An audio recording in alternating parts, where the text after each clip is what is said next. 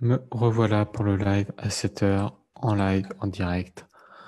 Le dernier jour du live, chronique sur le passage à l'action. Je sais que de nombreuses personnes ici même regardent le live en différé.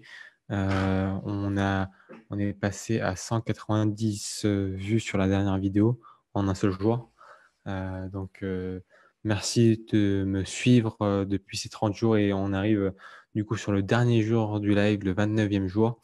Et demain, le jour du déconfinement, ce sera le cercle privé, le dernier cercle privé, le 30e jour, avec les personnes qui le veulent. On sera en groupe restreint sur Zoom, bien sûr, mais pas en live, c'est-à-dire pas sur Facebook ni sur YouTube, même en rediffusion, parce que c'est un cercle privé auquel je laisse la confidentialité et auprès aux personnes présentes. Bonjour à celles et ceux qui sont en live avec moi ce matin. Ce sont les habitués, comme d'habitude. Aujourd'hui, je voulais d'abord commencer par remercier tout simplement d'avoir suivi ce challenge. Je pense que s'il n'y avait pas de personnes présentes au live, déjà, je n'aurais pas forcément continué tous les matins à 7h. J'aurais fait peut-être en décalé vers 8-9h et là, ça m'a quand même forcé à me lever vers 5h30, 6h tous les matins, à préparer mes sujets la veille ou le matin. Et ça m'a permis de sortir de ma zone de confort et du coup, et pour le coup, progresser et devenir une meilleure version de moi-même, au moins théoriquement, puisque j'ai beaucoup travaillé à la théorie ces derniers temps. Alors aujourd'hui, je vais faire simple et en même temps, ça va être très très puissant puisque aujourd'hui, je vais parler de comment être plus productif quand on est dans l'inaction permanente. C'est un mail que j'ai reçu de la part d'une personne qui regarde les replays. Elle me dit qu'elle est dans l'inaction totale, elle n'arrive pas à passer à aucune action. Et c'est comme c'est quelque chose par laquelle je suis passé, euh, je décide d'en parler, de mon propre expérience et comment moi j'ai fait.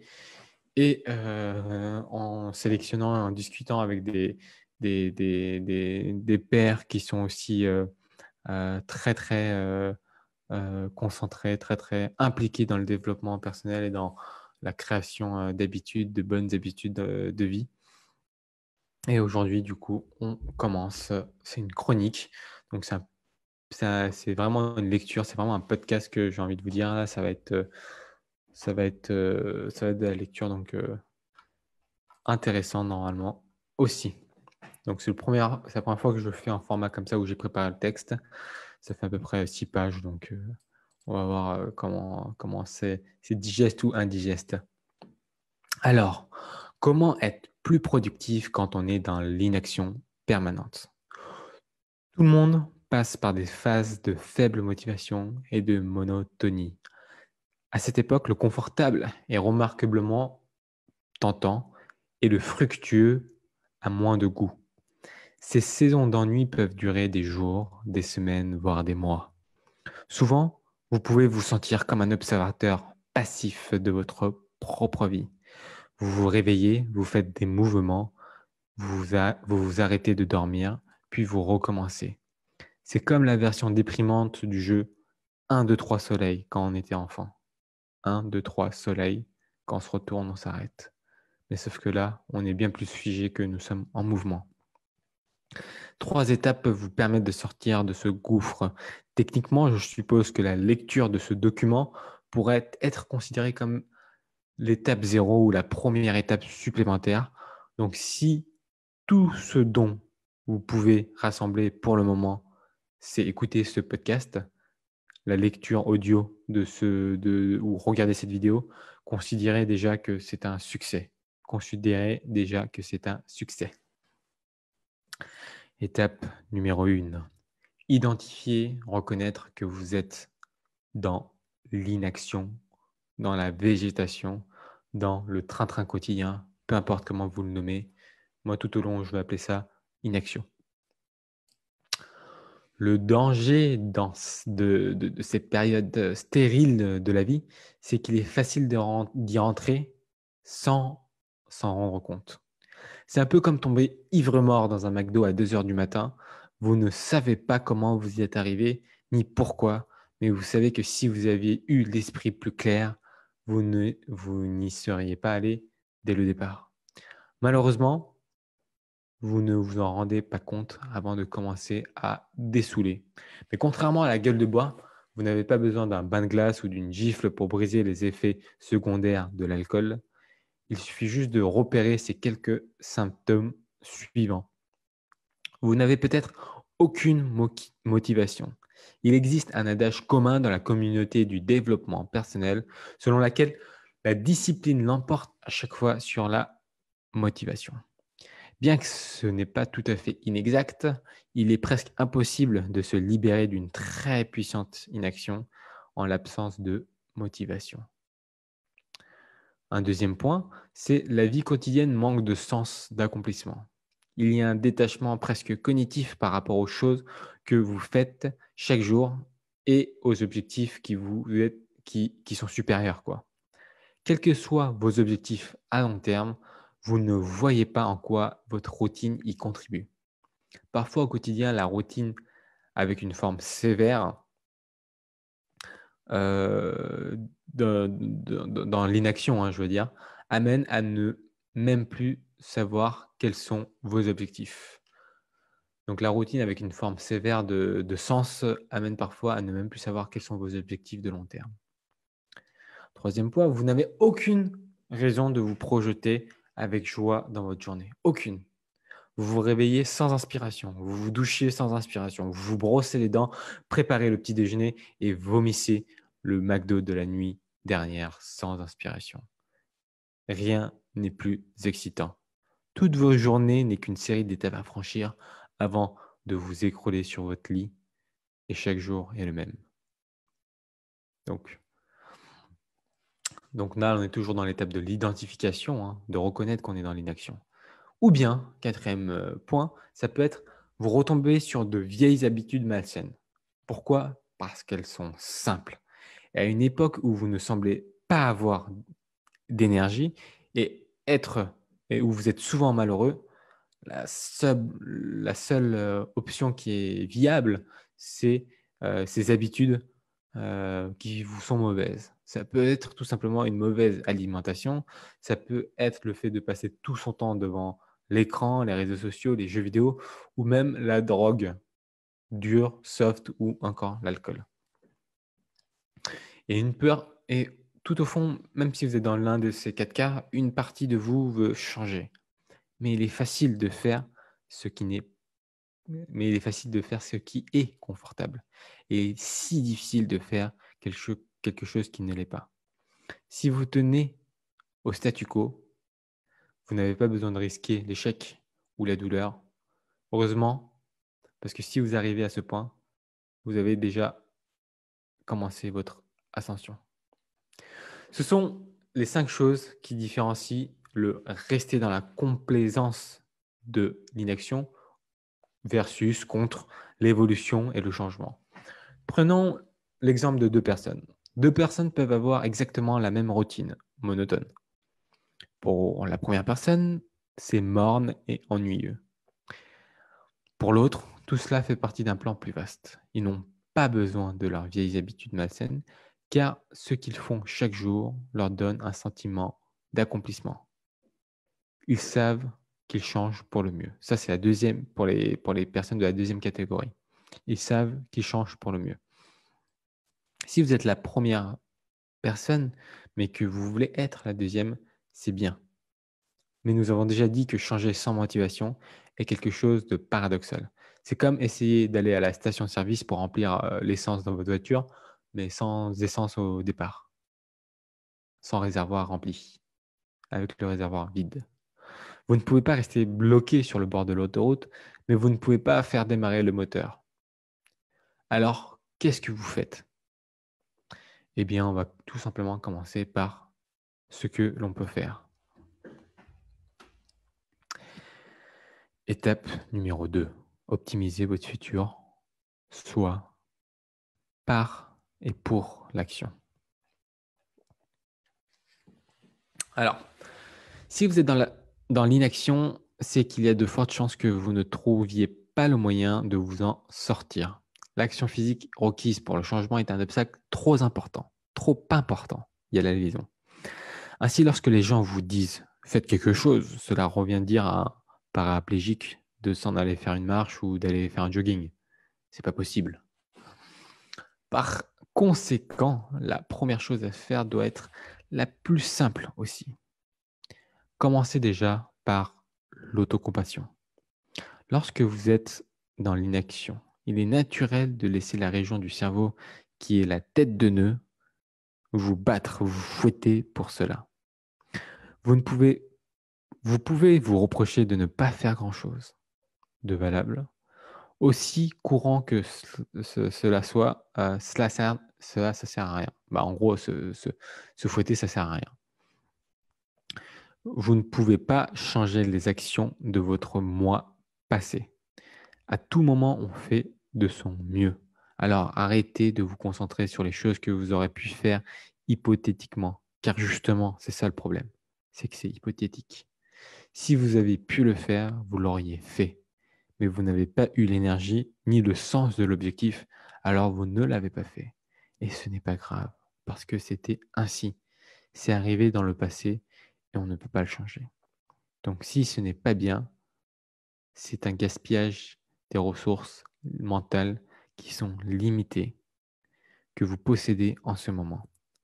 Pardonnez votre passé et travaillez sur ce qui est sous votre contrôle, le présent.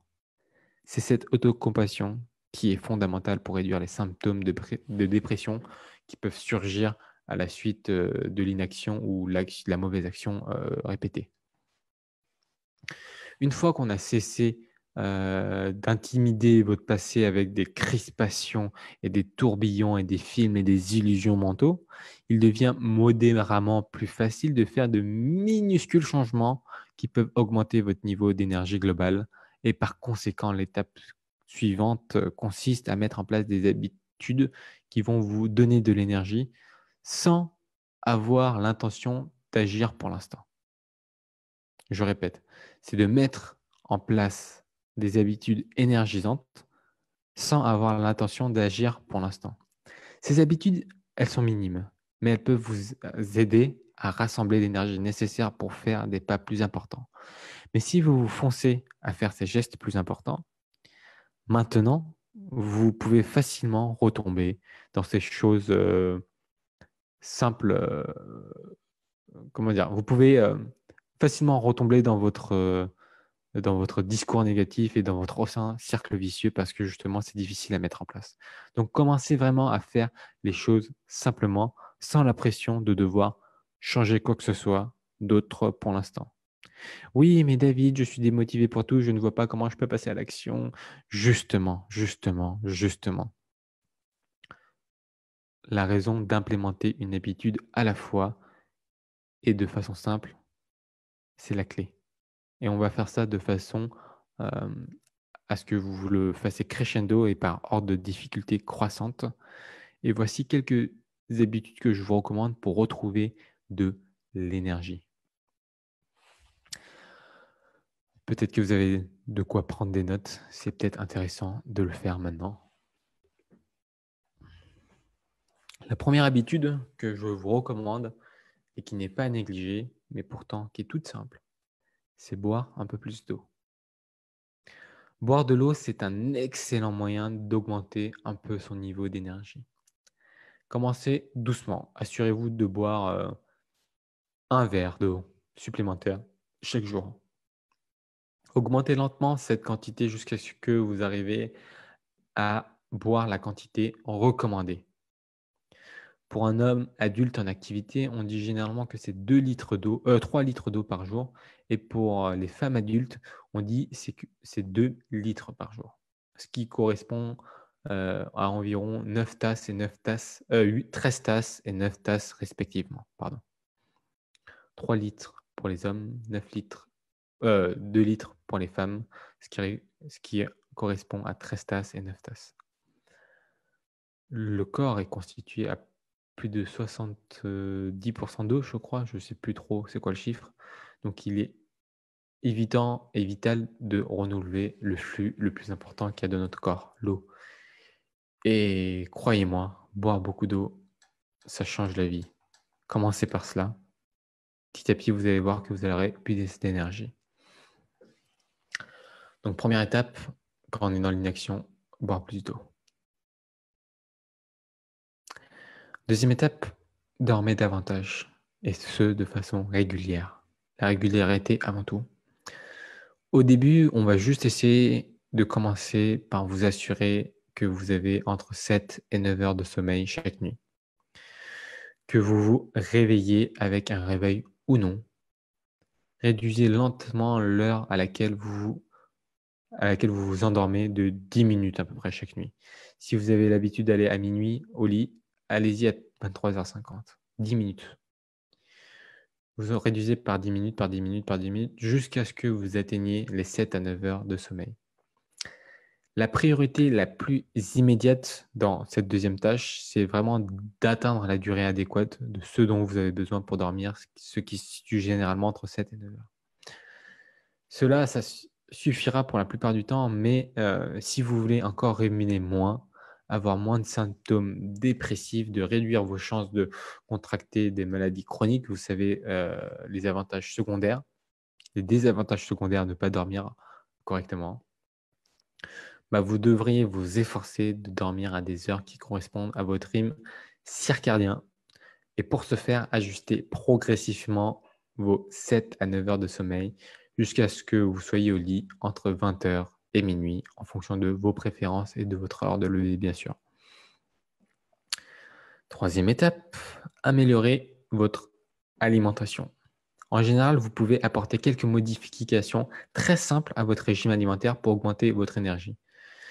Certains fruits, notamment les bananes, les oranges, les fraises et les pommes, sont incroyablement puissants pour tuer la fatigue. Les céréales complètes, par exemple, comme le riz brun, les patates douces, le quinoa, les flocons d'avoine, peuvent atténuer les sentiments de léthargie. Et enfin, les sources de protéines telles que le poisson gras, les œufs, les yaourts et les haricots sont également très utiles pour le maintien des muscles et dont ce muscle-là. Ces aliments contiennent des nutriments, des minéraux qui soit ralentissent la digestion, ce qui allonge en fait les bienfaits énergétiques du repas, soit qui combattent les symptômes qui provoquent la fatigue directement. Voilà. Habitude numéro 4 qu'on peut éventuellement mettre en place, c'est une petite promenade. Parce qu'il est prouvé que la marche peut être plus efficace que la caféine pour augmenter son niveau d'énergie. En outre, elle peut améliorer votre humeur déjà. De plus, ces aspects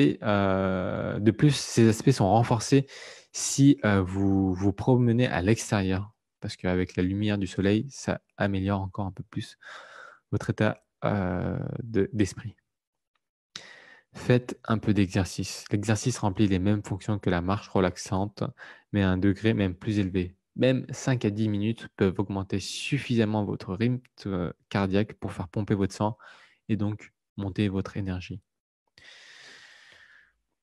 Et enfin, une dernière habitude que j'avais mis en place pendant plusieurs mois d'affilée et que je fais de temps en temps encore et qui a un impact fulgurant sur ma vie, c'est celui de prendre une douche froide.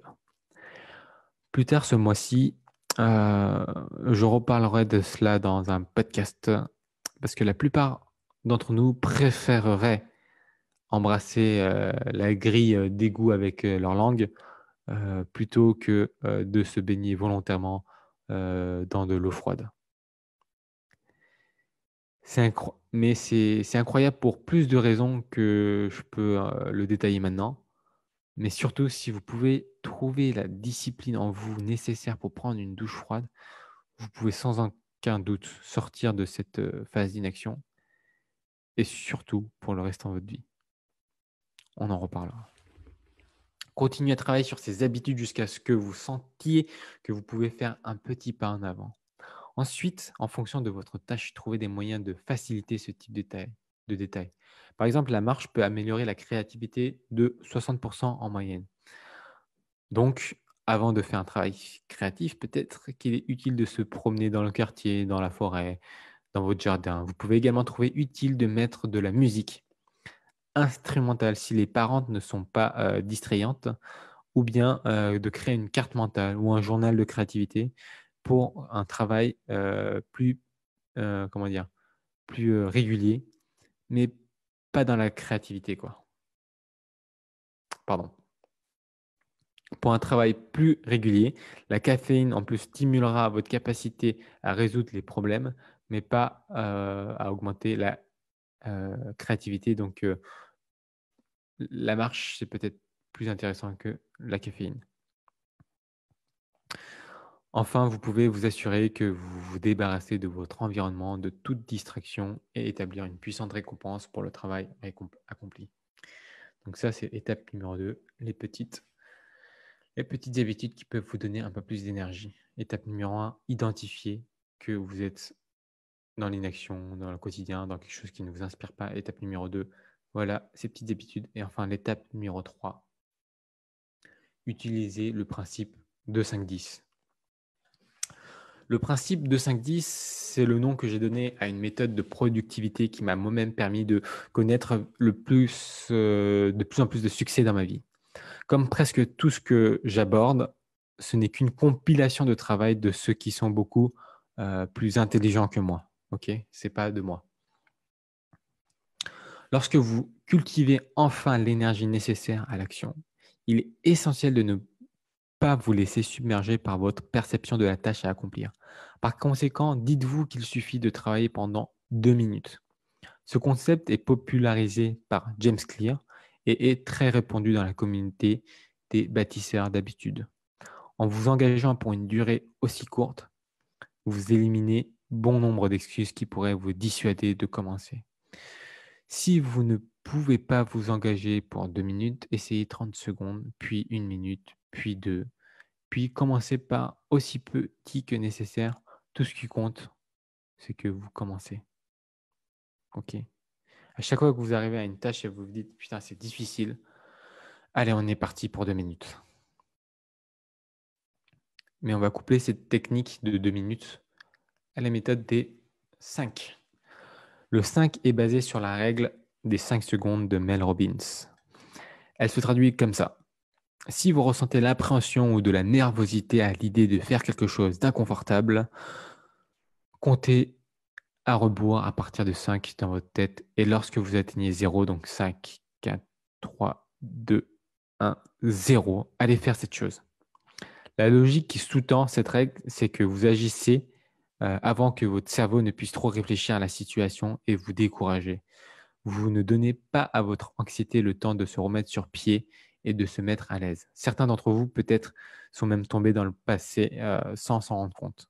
Ce fut le cas pour moi lorsque j'ai commencé à prendre des douches froides ou même plus simplement, lorsque je me réveille tous les matins, j'ai énormément de mal à me sortir du lit. Et donc, 5, 4, 3, 2, 1, et je bondis du lit tout de suite et je suis levé et après, c'est trop tard pour se recoucher. Et il peut vraiment être utilisé dans toutes sortes de situations, de l'entraînement par exemple du HIIT, qui est de l'entraînement intensif, jusqu'à l'anxiété sociale quand vous allez en sortir et que vous devez parler, à autrui, par exemple. Enfin, alors que les 2 techniques, chiffres précédents 2 et 5 font référence aux techniques utilisées pour prendre des habitudes positives, la troisième partie, donc le 10, concerne la résistance à la tentation des pulsions négatives. Dans son livre «La science de l'autodiscipline», pas des pucines, l'autodiscipline, Peter Hollins parle de sa règle des 10 minutes. Chaque fois que vous êtes tenté de prendre une mauvaise habitude, attendez 10 minutes. Réglez un minuteur et si vous ressentez toujours l'envie au moment où elle se manifeste, allez-y, cédez, parce que vous avez attendu 10 minutes. Ou bien, encore mieux, réglez un autre minuteur pour 10 minutes supplémentaires parce que vous avez survécu au premier tour et vous faites ça comme si c'était un jeu où il fallait survivre le plus longtemps possible. Parce que ça enlève le côté immédiat le côté immédiat de la satisfaction immédiate que votre cerveau vous demande. Mieux encore, si vous trouvez un moyen fiable de contrer cette envie pendant ce temps, vous améliorez même les chances de faire un choix plus sain pendant ce temps imparti. Je répète, mieux encore, si vous mettez 10 minutes et que vous arrivez à repousser encore 10 minutes, donc pendant les 20 minutes, si vous trouvez un moyen fiable de centrer votre envie pendant ce temps sur quelque chose de plus sain, vous pouvez même remplacer, vous allez voir, votre gratification immédiate par quelque chose de sain, par une action saine, parce que le cerveau va assimiler cette envie immédiate que, par exemple, de fumer, à peut-être boire un verre d'eau. Vous voyez? Hem la quatrième et du coup, dernière application de ce principe, est représentée dans la manière, dont il est exposé, hein. Les chiffres sont classés du plus bas au plus haut, ce qui représente le concept de toujours, heu, augmenter. Avec chacune de ces méthodes, vous commencez avec un temps de réponse relativement court et au fur et à mesure que vous progressez, cet intervalle doit également être respecté. Une fois qu'il devient facile de s'en tenir à une habitude pendant 2 minutes, faites-la pendant 5 minutes, puis 10 minutes. Si votre anxiété s'adapte à l'habitude de Heu, si votre anxiété s'adapte à l'habitude en moins de 5 secondes, augmentez votre temps de réponse. Faites un compte à rebours à partir de 4, puis 3, puis 2, puis 1, 0 et vous le faites. Jusqu'à ce que vous n'ayez plus besoin d'y penser. Avez-vous encore fréquemment des envies après 10 minutes? Essayez 12 minutes, essayez 15 minutes, essayez 20 minutes, essayez 30, et cetera. L'inaction ancrée est un abîme du néant. Pour sortir d'un abîme, il faut gravir les échelons, un pas à la fois. L'important, c'est de faire un pas à la fois en mettant toujours un pied devant l'autre. Vous devez ramper en avant si nécessaire pour pouvoir marcher. Marcher avant de courir et courir avant de faire un espèce de parcours et donc pouvoir grimper au mur et monter sur les plus hautes montagnes. Faites donc en sorte que votre prochain pas soit invitant à faire la bonne action et poursuivez-le. Et l'étape d'action, ça, c'est un court paragraphe parce que finalement, vous avez compris que passer à l'action, c'est pas tant de faire, mais d'avoir le bon état d'esprit.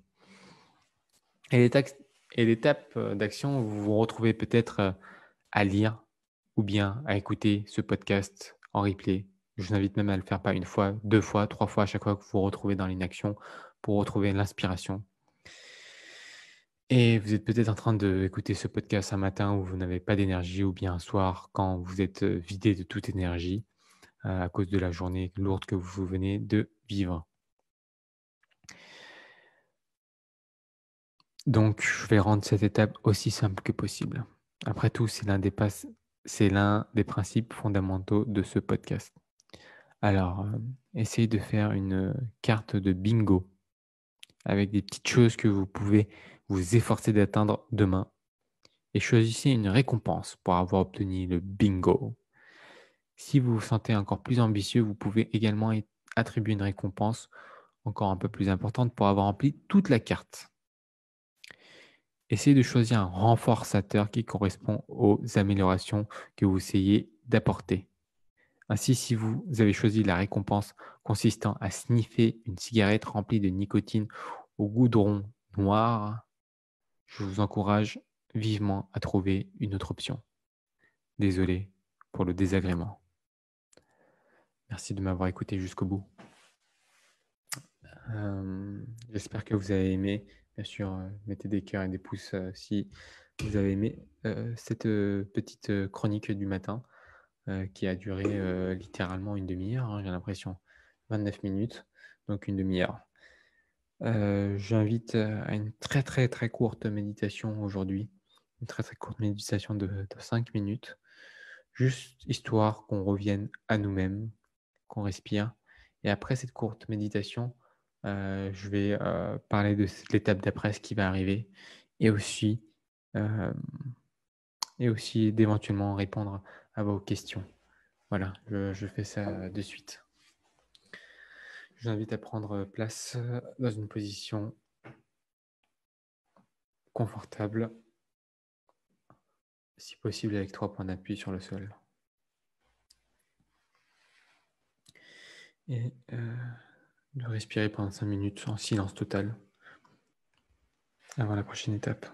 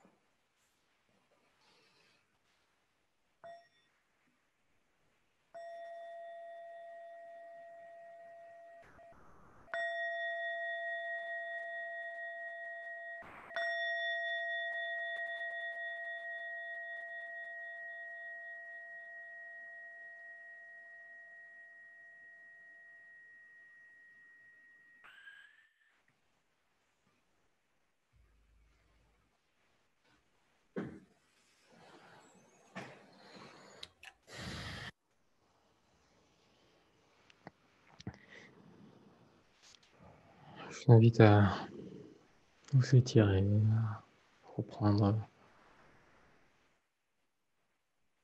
contact avec la vision, si vous avez les yeux fermés.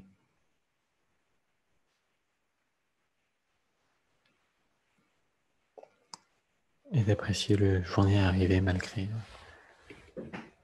le temps qui grisâtre aujourd'hui.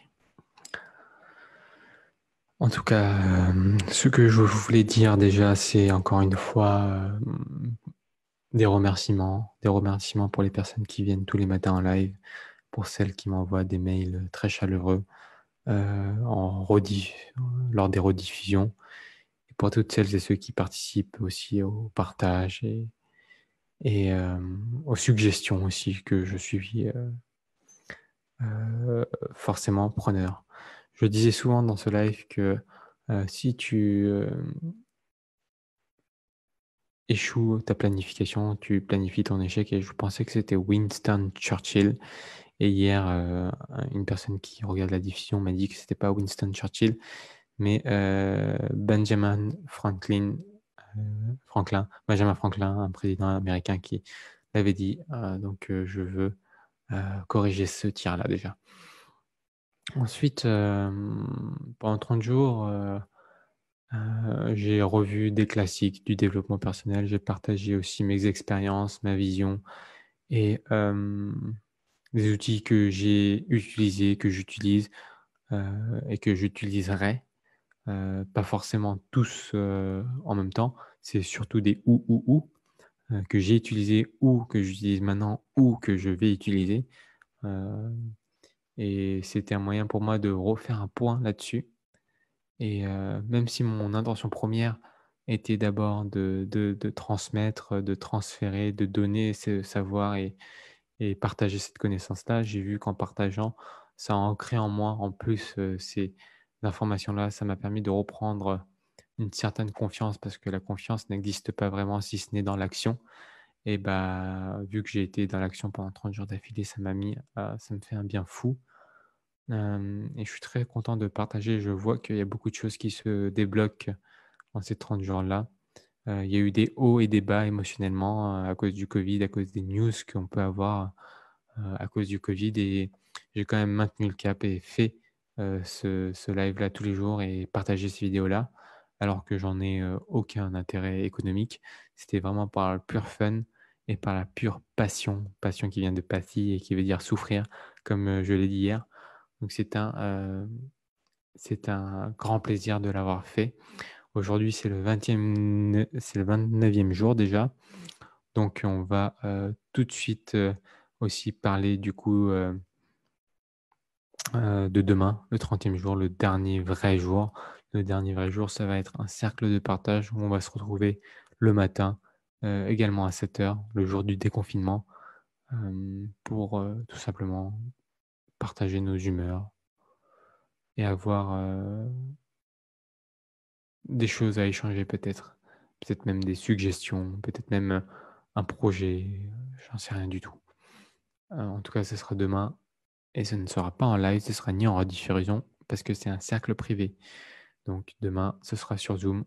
Vous avez le lien dans le 20e et le 10e jour, mais je vais renvoyer le lien parce qu'il y a beaucoup de nouvelles abonnés depuis pour demain. Je l'enverrai tout de suite après cette chronique-là. À titre personnel, comment je me projette, ça va vraiment dépendre des suggestions. Il y a des personnes qui m'ont dit qu'ils avaient besoin que de 30 jours et qu'ils allaient y mettre un terme. D'autres qui m'ont dit qu'il faut absolument que je continue. Je ne sais pas quel format me plaît le plus aujourd'hui. Le podcast me parle de plus en plus. Je me demande si c'est pas là-dedans que je vais continuer ma voie. C'est en réflexion, peut-être faire des vidéos, peut-être plus, plus visuelles, préparer la vidéo plutôt que faire des lives. Je ne sais pas encore quel est le meilleur moyen. Mais en tout cas, ce qui est sûr, c'est que l'intention sera la même. Ce sera de donner des outils, des clés et des angles différents d'approche pour être un peu meilleur chaque jour, tout en ayant conscience qu'on a déjà tout ce qu'il faut. Qu'on ait déjà tout ce qu'il faut et que nous sommes déjà, parfaitement, parfaits dans notre imperfection et que c'est ainsi et qu'il ne faut pas, se sentir diminué par la quantité d'informations et la quantité d'actions à faire. Au contraire, c'est, quelque chose d'enthousiasmant et qu'on a déjà toutes les ressources nécessaires pour accomplir quoi que ce soit et ce qu'on veut dans la vie.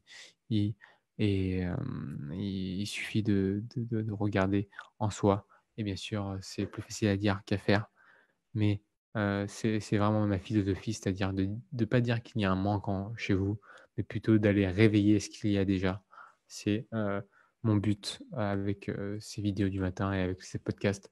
Donc au niveau d'énergie, ça part pas du tout de l'énergie du coaching habituel, mais vraiment dans l'intention de plutôt d'accompagnement. Voilà, d'accompagnement, d'être à vos côtés dans ces moments-là. Hem J'ai été content aussi d'avoir transmis cette énergie et d'avoir été un beau moteur. Merci pour ce commentaire Brice et merci à vous en fait, hein, aussi, hein, Alexis, d'être là parce que sinon, je pense encore une fois que j'aurais pas forcément tenu les 30 jours. Donc voilà pour, aujourd'hui. J'espère que ça a pu apporter, beaucoup de choses. Je vous dis donc, à demain pour le dernier live en cercle privé. Et j'ai beaucoup de gratitude et c'est quelque chose que je ne connais pas beaucoup, la gratitude, donc merci encore une fois et comme, on ne se quitte, jamais vraiment parce qu'on est toujours, tout le temps connecté, je vous dis, à tout à l'heure. Salut, c'est Alexis de l'équipe d'Ali. J'espère que tu as aimé la vidéo. Si ça t'a plu, est-ce que je peux te demander de t'abonner et de mettre un pouce bleu? Et si jamais tu veux encore plus de contenu de bonne qualité, abonne-toi à la liste privée du Cercle d'Ali.